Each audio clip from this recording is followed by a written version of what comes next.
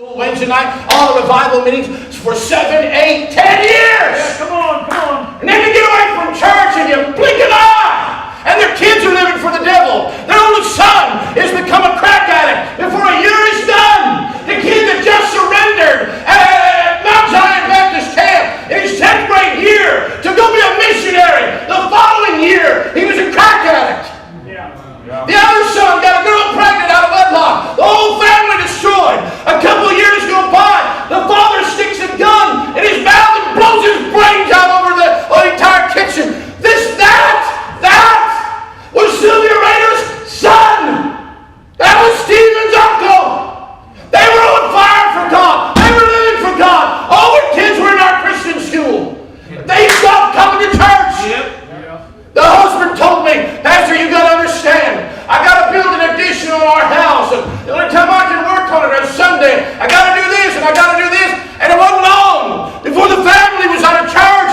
And it wasn't long before God was splattering brains all over the kitchen. You say that'll never happen to me.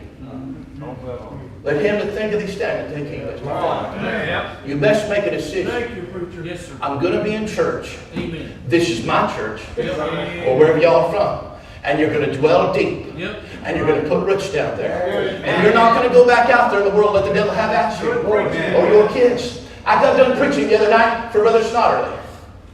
I was wore out when I got done. So I sat down. And some folks were coming over and I was signing the Bible or two. And just one lady asked me to pray for her and I was praying with her. And a man came up. Brother Tharp's tears were just, he was just broken. He said, Brother Nichols, he said, I can't believe what God did tonight in my heart. I said, well, what happened? He said, you got given that funny illustration about your son and about that church up there. He said, Pastor, 30 years ago I got saved in that church. I was just a little boy. And my Sunday school teacher led me to Christ. But he said, Pastor, I got into high school. And I started drinking, started going to parties. He said it wasn't long before I was doing drugs. He said it was faster than you can imagine. I was so far gone and so deep down that even my family, who were sticking with me through everything, they said, we're sorry, but you can't come around here no more. You're stealing our stuff.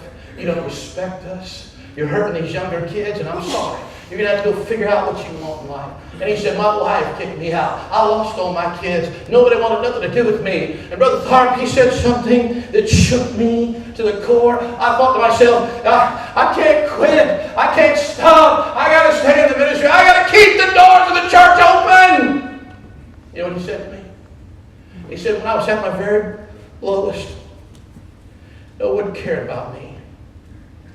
He said, I said to myself one day, was it ever good in my life, ever? Did I ever have anything good? He said, all of a sudden a light went off in my head. He said, I remembered it was good in that church. It was good in church. It was good. And he said, just that little memory of my church where I got saved began to kindle in me a desire now. I need that God again. Oh, I need that Lord again. And he got back in the house of God. And now the tears streamed down his face. He said, I've lost my wife. I lost all my kids. But he said, you see that 16-year-old boy, the entire night of that service, this 16-year-old kid was going around, Pastor Snotterly, is there something I could do? What could I do? Is there anything I can help? He was just begging to help. He said, you see that 16-year-old boy? He said, that's my grandson. He said, I messed up on everybody else, but I'm not going to mess up. I'm going to stay in church. I'm going to stay in church. Oh, if I could brand it. I grew up in Wyoming and we branded cows. If I could brand something right on your forehead, it would say, stay in church. We'd do it backwards like they do on the ambulance. So every time you look in the mirror, you can see, stay in church. The snares. There are many other things in the Bible about the snares, but I want to